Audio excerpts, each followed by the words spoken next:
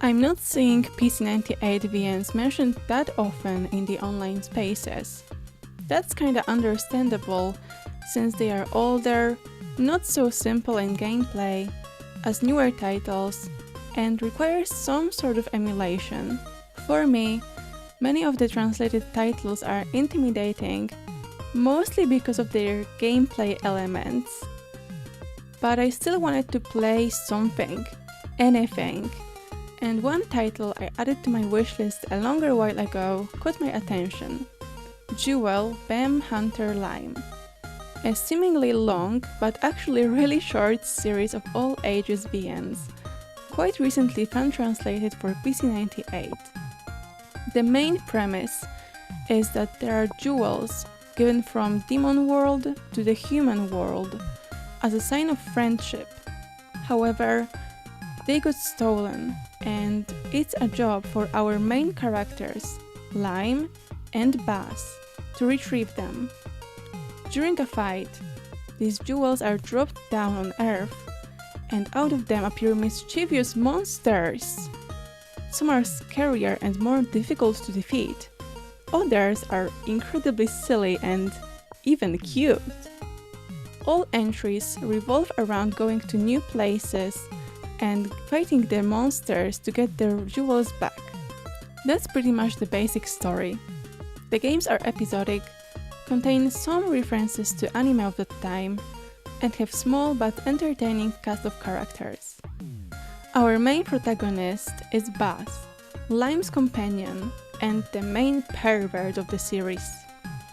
Being a creep and quarreling with Lime are his two defining traits, but he can do something good or even clever at times. Lime is our cheerful but easily irritable by Bass, second protagonist, and has an ability to change into different costumes, which is often used by the game. She's kind of a big sister character. Puggy is Lime's little slime, mochi-like, squishy companion that also can change into multiple different things.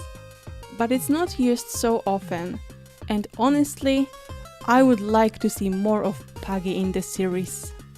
Last but not least is Mizuki, a human girl who Lime meets at school in episode 2.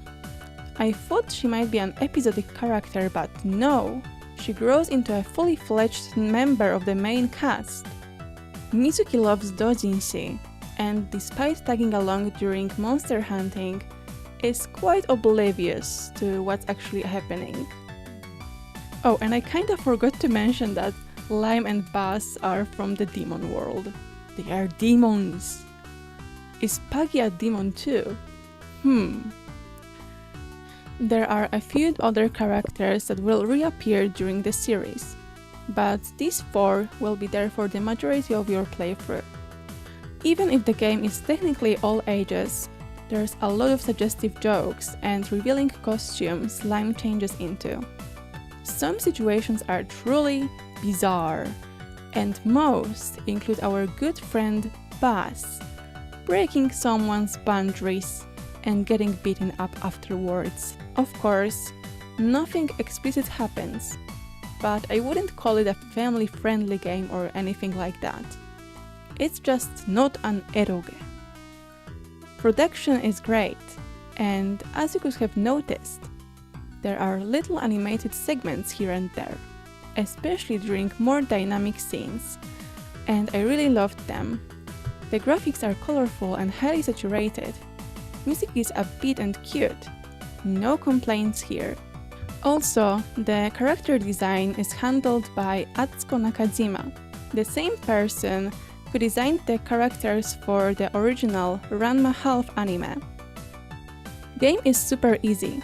There's no choices or anything, just standard adventure game stuff. You can look, talk, think, or sometimes move. It's linear, so you can't go back to previous locations. In that regard, I think this might be a great game to choose if you're getting into 90s adventure games and, just like me, are a little bit intimidated by the gameplay elements. here I wanted to talk about the anime adaptation, but I am in the middle of moving, and even though it's very short, I would prefer to just get this video done. I might add some notes in the comments about it once I finally get to it. I don't know how much of the story it covers,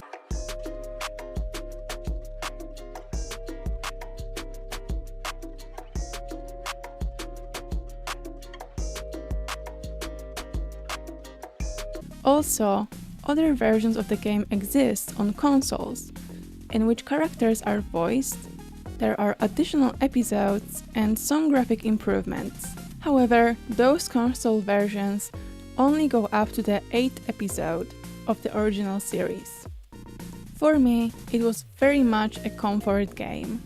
As mentioned, every episode is pretty much standalone, making it very easy to pick up even after a longer while of not playing. And that's wonderful.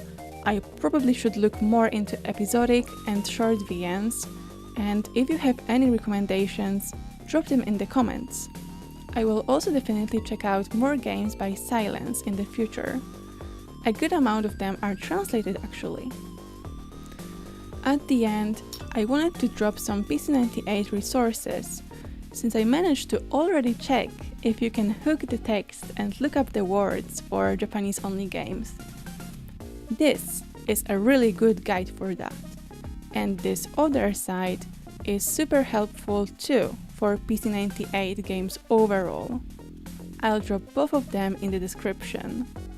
Thank you very much for watching and see you one day! Bye bye!